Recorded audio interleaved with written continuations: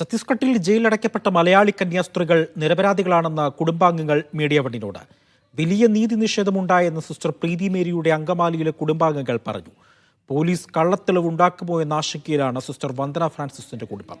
നിർബന്ധിത മതപരിവർത്തന നിരോധന നിയമമടക്കം ചുമത്തിയാണ് FIR രജിസ്റ്റർ ചെയ്തത്. കന്യാസ്ത്രീകൾക്കായി ഇന്ന് ജാമ്യാപേക്ഷ സമർപ്പിക്കില്ല. ഛത്തീസ്ഗഡിലെ ദുർഗ് റെയിൽവേ സ്റ്റേഷനിൽ വെച്ചാണ് സിസ്റ്റർ പ്രീതി മേരിയെയും വന്ദന ഫ്രാൻസിസിനെയും ബജ്രംഗ് ദൾ പ്രവർത്തകർ തടഞ്ഞുവെച്ച് പോലീസിന് കൈമാറിയത്. റിമാൻഡിൽ കഴിയുന്ന ഇരുവരുടെയും ജാമ്യത്തിനായി അടുത്ത ദിവസം തന്നെ സഭാ നേതൃത്വം കോടതിയെ സമീപിക്കും. സംഭവത്തിന്റെ കൂടുതൽ വിശദാംശങ്ങൾ ശേഖരിക്കാനും മറ്റുമായി സമയം ആവശ്യമുള്ളതിനാലാണ് ഇന്ന് ജാമ്യാപേക്ഷ സമർപ്പിക്കാത്തതെന്നാണ് വിവരം. ഒരു തെറ്റും ചെയ്യാത്തവരെയാണ് ഛത്തീസ്ഗഡ് പോലീസ് പീഡനത്തിനിരയാക്കുന്നതെന്ന് സിസ്റ്റർ പ്രീതി മേരിയുടെ കുടുംബം ആരോപിച്ചു. ഒരിക്കലും ഇത് നമുക്ക് അംഗീകരിക്കാൻ സാധിക്കില്ല.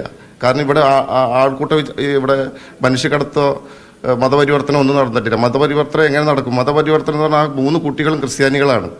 അവരുടെ മാതാപിതാക്കളുടെ അനുവാദത്തോടു കൂടിയാണ് വന്നിരിക്കുന്ന അധികാരികളെ അറിയിച്ചു. വ്യാജ തെളിവുകൾ ഉണ്ടാക്കാനാണ് പോലീസിന്റെ ശ്രമമെന്ന് സിസ്റ്റർ വന്ദന ഫ്രാൻസിസിന്റെ കുടുംബവും പ്രതികരിച്ചു. ഇങ്ങനെ ഇതല്ല, മനുഷ്യക്കടത്തെന്നല്ല, അവർക്ക് എന്തെങ്കിലും ഒരു കാര്യം മതിയല്ലോ. അപ്പൊ അങ്ങനെ മനുഷ്യക്കടത്തിലൊന്നും ഇവരൊന്നും ചെയ്തിട്ടുമില്ല, ഒട്ടുപിടി ഒന്നും ചെയ്തിട്ടുമില്ല. അങ്ങനെയല്ല, അതായത് അവർക്ക് എന്നതേലും ഒന്ന് കണ്ടു കഴിഞ്ഞാൽ അവർ ഈ 1 വർഷത്തിനകം നാരായൺപൂർ പള്ളി ആക്രമിച്ചതെന്നും പറഞ്ഞ് പേപ്പറിലൊക്കെ ഇല്ലായിരുന്നു. അപ്പോൾ ആ സമയത്ത് ഇവരുടെ മടവും അതെ. പ്രതിപക്ഷ നേതാവ് VD സതീശൻ, മന്ത്രിമാരായ P രാജീവ്, റോഷി അഗസ്റ്റിൻ എന്നിവർ സിസ്റ്റർ പ്രീതി മേരിയുടെ അങ്കമാലിയിലെ വീട് സന്ദർശിച്ച് ബന്ധുക്കളെ പിന്തുണ അറിയിച്ചു. കണ്ണൂർ ബ്യൂറോയ്ക്കൊപ്പം മീഡിയ 1 കൊച്ചി.